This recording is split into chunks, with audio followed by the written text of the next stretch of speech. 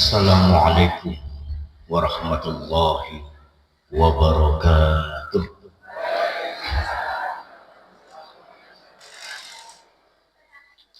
Innal hamdalillah alladzi hadana li hadza wa ma kunna linahtadiya laula an hadana Allah. Asyhadu an la ilaha illallah wahdahu la syarika lah wa asyhadu anna Muhammadan abduhu wa rasuluhu la nabiyya ba'dah. Allahumma sholli ala Muhammad ibn Abdillah wa ala alihi wa sahbihi wa mawala amma ba'd. Allah Ta'ala fi kitabil karim, a'udzu billahi minasy syaithanir rajim. Ya ayyuhalladzina amanu taqullaha haqqa tuqatih wa la tamutunna illa wa antum muslimun. Ya ayyuhalladzina amanu taqullaha wa qulu qawlan sadida yuslih lakum a'malakum wa yaghfir lakum dhunubakum. Wa man yuti'illaha wa rasulahu faqad faza fawzan 'azima.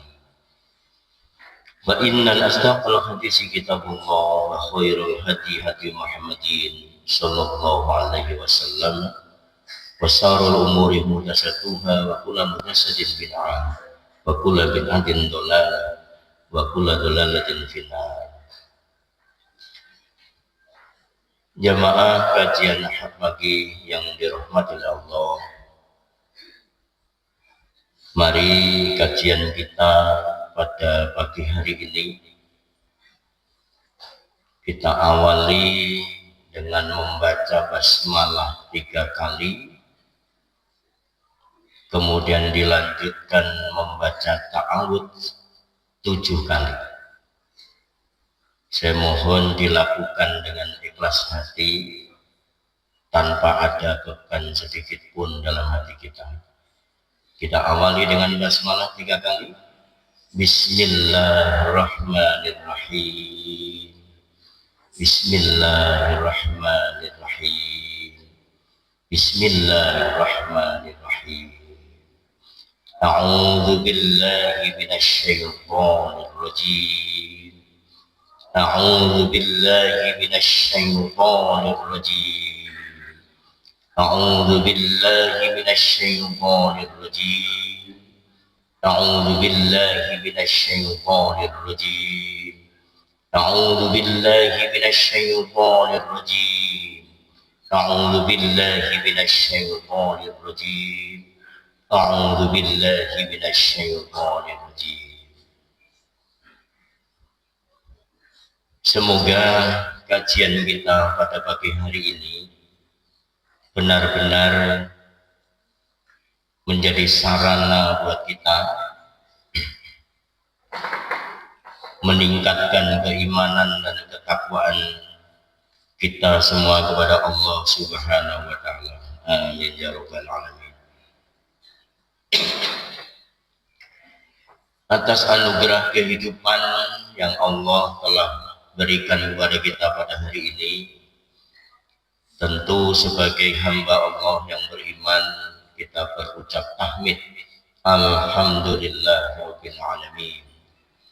Semoga apa yang telah diberikan oleh Allah benar-benar kita manfaatkan sebaik-baiknya untuk diri kita dan keluarga kita, sehingga kelak di akhirat kita memang pantas menjadi hambanya yang beriman dan bertakwa, kemudian pantas pula mendapatkan surganya.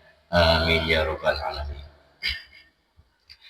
Salawat dan salam tentu selalu kita haturkan pada junjungan kita Rasulullah Muhammad sallallahu alaihi wasallam, yang senantiasa kita berupaya mengikuti apa yang telah diajarkan, sehingga kelak di akhirat benar-benar kita terhindar dari orang-orang yang dikatakan sebagai orang-orang yang kafir, bahkan orang-orang yang munafik dari Allah atau oleh Allah Subhanahu wa Ta'ala. Amin ya rabbal alamin. Jamaah yang dirahmati Allah, pertama yang saya sampaikan dan mohon perlu dipahami, kontrak yang selalu saya tanda tangani di kajian ini adalah selama 1 jam, ya. Dan itu dimulai pada saat saya memberikan salam. Pada saat saya memberikan salam tadi sudah jam 7:20. Oh, jam 6 ya. Ternyata jenengan lebih konsentrasi.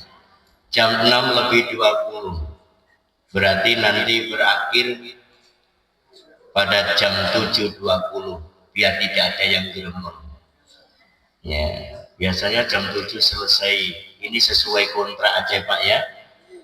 Kita tidak boleh saling menyakiti. Nah, pada hari ini posisi saya tetap sama sebagai pembawa berita. Dan berita utama kita pada pagi hari ini, izinkan saya untuk membacakannya. Berita utama dalam Quran surat Al-A'raf ayat ke-16, 17, 18 dan surat An-Nur ayat 21.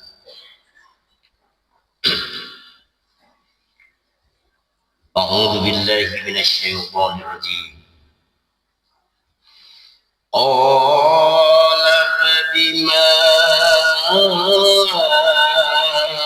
awwaytani la aqudanna lahum siratakal mustaqim. Siratakal mustaqim thumma la'atiyannahum min bayni aydihim wa min khalfihim wa an aymanihim wa an shama'ilihim ولا تجدوا أكثرهم شاكرين قال اخرج منها مذءوما مدحورا لمن تبعك منهم لأملأن جهنم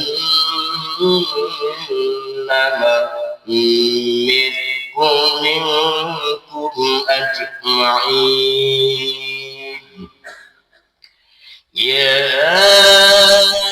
أيها الذين آمنوا لا تتبعوا خطوات الشيطان ومن يتبع خطوات الشيطان فإنه يأمر بالفحشاء والمنكر ولولا فضل الله عليكم ورحمته ما زكى منكم من أحد أبدا ولكن الله يزكي من يشاء والله سميع عليم. Sadaqallahul adzim. Jamaah yang dirahmati oleh Allah, dari berita yang sudah saya sampaikan, ini perlu ada perhatiannya. Kalau selama ini kita tidak memperhatikan, ya mulai hari ini kita perhatikan. khusus untuk Al-A'raf ayat 16 itu benar-benar menjadi perhatian kita,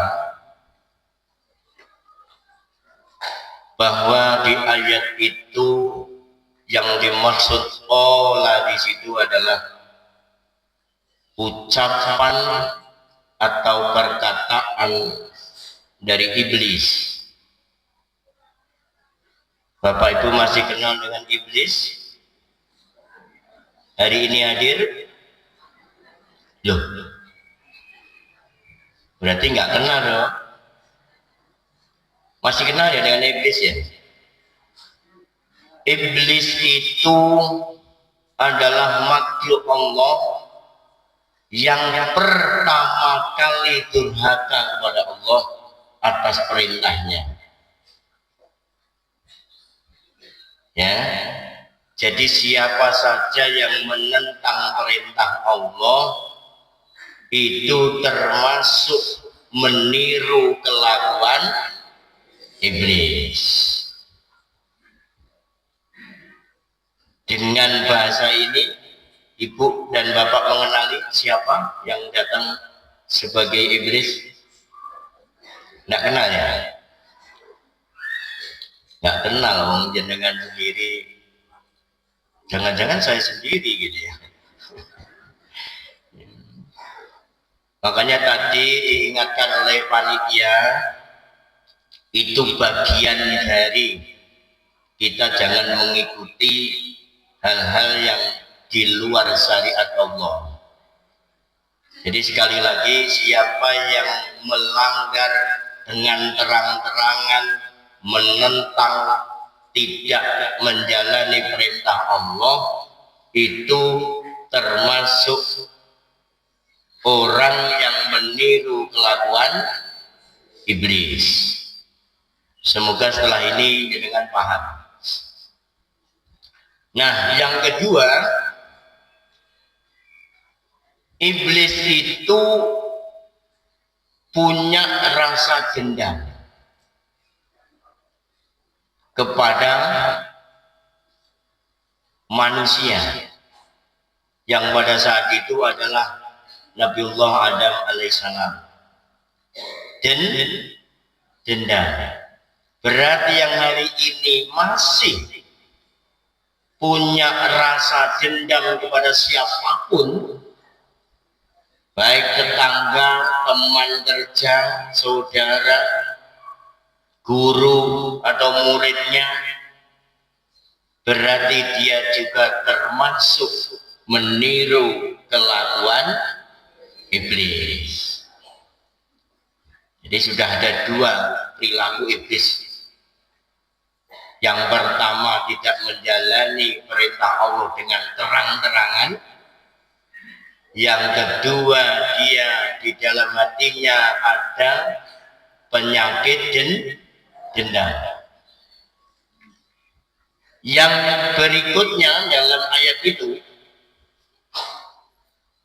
iblis selalu dan selalu berupaya sekuat tenaga, bahkan memohon izin kepada Allah untuk menghalang-halangi siapa saja dari golongan manusia yang akan menuju jalan yang lurus. Dan jalan yang lurus perlu Bapak Ibu ketahui, yaitu jalan yang jauh dari kemusyrikan dan kemunafikan. Saya ulangi lagi, jalan yang lurus atau sirotol mustaqim atau sirotol mustaqim itu adalah jalan yang jauh dari segala bentuk kemusyrikan dan kemunafikan.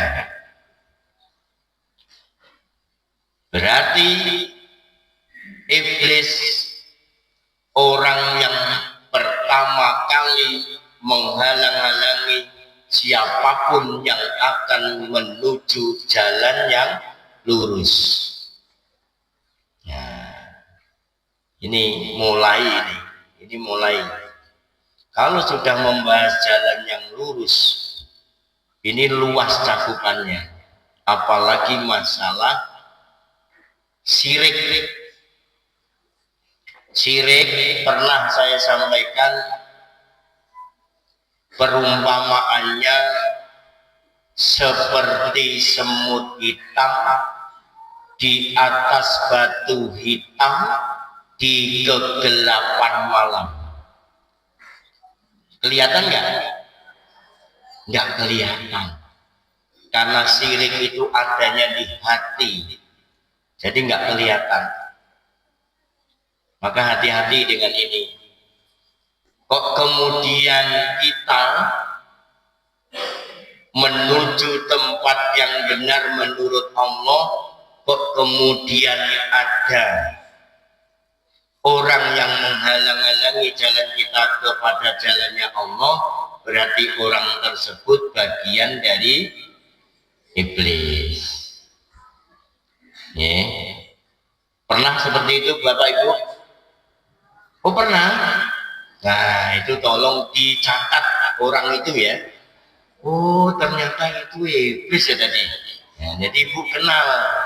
Ya. Apalagi iblisnya itu ternyata teman sendiri. Nah itu harus lebih kenal. Ya.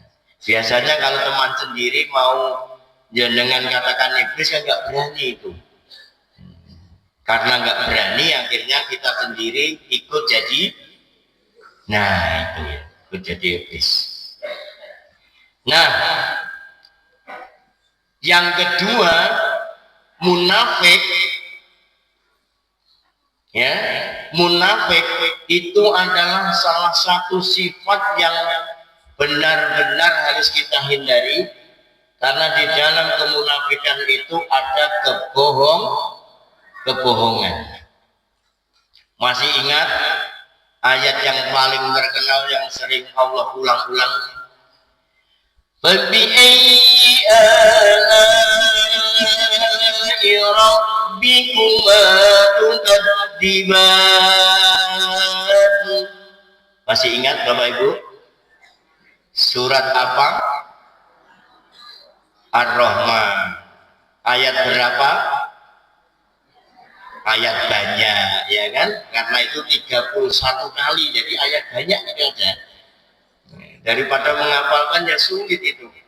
Memang diawali dari ayat ke-13. Ya, hati-hati. Nah, tukadziban itu sebenarnya menuju kepada kita, karena di situ diawali dengan tak. Kamu pembohong, kamu pembohong, kamu pembohong, kamu pembohong. Ngoten niku nek jenengan rasakno pripun? Mesem guyu. Nggih. Ketika jenengan kan ada yang begitu. Wa bi rabbikuma tukadziban. Enek sing gak ngerti nyaute Allah. Nah, kata dia. Pripun? Artinya apa itu? Karena dia nggak tahu. Tapi insya Allah kalau memang benar-benar nggak tahu, diampuni sama Allah. Tapi kalau dia tahu kok kemudian dia bilang Allah, waduh itu keterlaluan banget. Ya, keterlaluan banget. Apalagi yang sering kita hafal juga, Ara'aital ladzi yukadzibu bid-din. Jawab juga dia, Allah. Ya Allah, na'udzubillah min dzalik. Tahukah kamu siapa pendusta agama itu? Kok dia bilang Allah ya? Itu gimana ceritanya? Ini karena ketidaktahuannya atau ngeyel? Ini loh, ini penting ya. Nanti saya sampaikan. Itu termasuk tukadziban. Ya. Siapa yang hari ini sudah menghadiri kajian yang benar-benar diinginkan oleh hatinya, sampai di rumah tidak dijalankan berita dari Allah tadi, maka dia termasuk tukadziban. bagian dari orang munafik. Itu ya. Nah, kemudian di ayat yang ke-17 ya, ini sudah mulai perlu kita perhatikan. Iblis itu tidak akan gentar dengan segala macam kedudukan kita secara sosial. Mau presiden, mau bupati, DPR, ya, bahkan mereka yang mengaku sebagai seorang kiai, ya, iblis tidak akan gentar. Dia akan mendatangi dari muka, dari belakang, dari kanan, dan dari kiri. Pertanyaan saya, ini khusus ibu-ibu, Bu, jenengan pernah didatangi yang dari mana? Dulu. Ini kayaknya perlu dibahas ini. Kalau dia seorang manusia meragukan terhadap adanya akhirat, maka dia sedang berhadapan dengan iblis dari depan. Contoh, Allah ngomong kayak suwago lah, nerongkong, koyok ngerti-ngerti. Nah, ini berarti dia udah mulai nggak percaya dengan adanya surga dan neraka. Itu bagian dari cara iblis dari depan. Ini ya. Siapa yang pernah begitu? Ya. Kalau lebih ekstrim lagi, ketika diajak kebaikan dia tidak mau, itu juga termasuk dia seakan-akan tidak percaya adanya hari akhir. Berarti dia juga didatangi iblis dari depan. Pernah ibu-ibu begitu? Maksudnya diajak baik tapi nggak mau. Pernah ya? Ayo ngomong. Pernah ya? Ya Allah. Contoh ketika ibu-ibu dulu ya, waktu awal-awal menikah kan ibu selalu punya cita-cita menjadi istri yang solihah. Ya. Ayo. Hanya beberapa orang ya yang begitu ya. Bu, siapa yang benar-benar ingin menjadi istri yang solihah? Semua apa? Enggak ada itu. Kalau saya pandang dari sini itu hanya beberapa sih yang kelihatan sungguh-sungguh. Ya. Udah wis gremeng ya, koyok ngerti ya Pak Karman. Ngono, yang gremeng wis, gremeng Pak. Itu sudah ada bisikan-bisikan gitu. Nah, ketika dari depan ternyata tidak bisa, dia hadir dari belakang. Kalau iblis dari belakang, Bapak Ibu ini paling suka dengan kehidupan dunia. Makanya paling senang. Ibu-ibu yang waktu menjelang hari raya kemarin yang mengajukan proposal ke Bapak untuk beli baju baru dan gelang baru ada? Kan? Ada? Nggak ada yang ngaku. Siapa yang pada saat menjelang hari raya Idul Fitri mengajukan proposal ke suaminya untuk dibelikan baju baru dan gelang baru, kalau tidak dia nesu, ya, itu berarti dia sedang digoda atau didatangi oleh iblis dari belakang. Dan puasanya termasuk puasa ular. Tahu ular? Puasa ular itu kalau dia mau puasa pada saat menjelang ngelungsumi. Benar Ibu. Ngelungsumi itu bahasa kita para manusia ganti baju baru. Gitu ya. Pokoknya intinya ganti baju baru, gelang baru, anting baru, jilbab baru. Walaupun ganti baju baru, yang namanya ular bentuknya tetap, kelakuannya tetap, ya kepancet lah Bu. Jika dikasih baju baru, pancet nggak mau jadi istri yang solihah, berarti itu puasa ular. Berarti yang datang ini apa ini? Yang datang ini ada nggak yang model puasa ular ini? Oh ada. Ya insya Allah ularnya segera mati ya. Biar nggak membahayakan. Karena ular itu datang bukan untuk memberi harapan, tapi memberi ancaman. Jadi bapak hati-hati ya kalau ibu-ibu kemarin puasa ular ya Pak. Jadi cirinya jelas. Pokoknya yang penting ganti kulit. Ganti yang baru-baru berarti dia puasa ular. Nah, kalau tidak begitu iblis datang dari kanan. Apapun yang akan kita kerjakan untuk jalan Allah selalu dia halang-halangi. Jadi ini hal-hal yang tentang akhirat selalu dihalang-halangi oleh dia.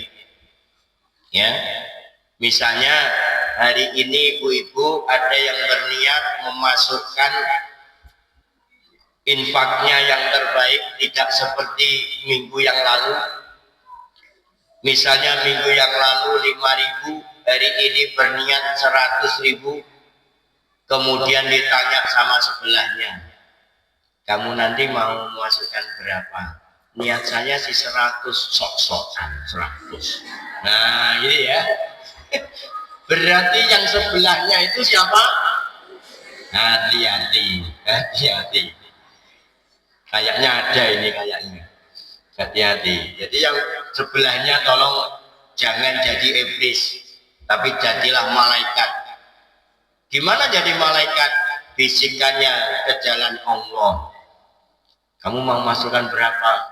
Kalau yang minggu lalu 10.000. Nah, kalau 10.000 berarti minggu ini untuk lebih baik, sekarang ini 50 itu baru imbang. Oh gitu ya? Ya, itu namanya malaikat. Berarti di sebelahnya jangan ada nggak yang malaikat? Ini mudah sekali ya untuk kita bisa mengenali mereka. Dia iblis ataukah malaikat.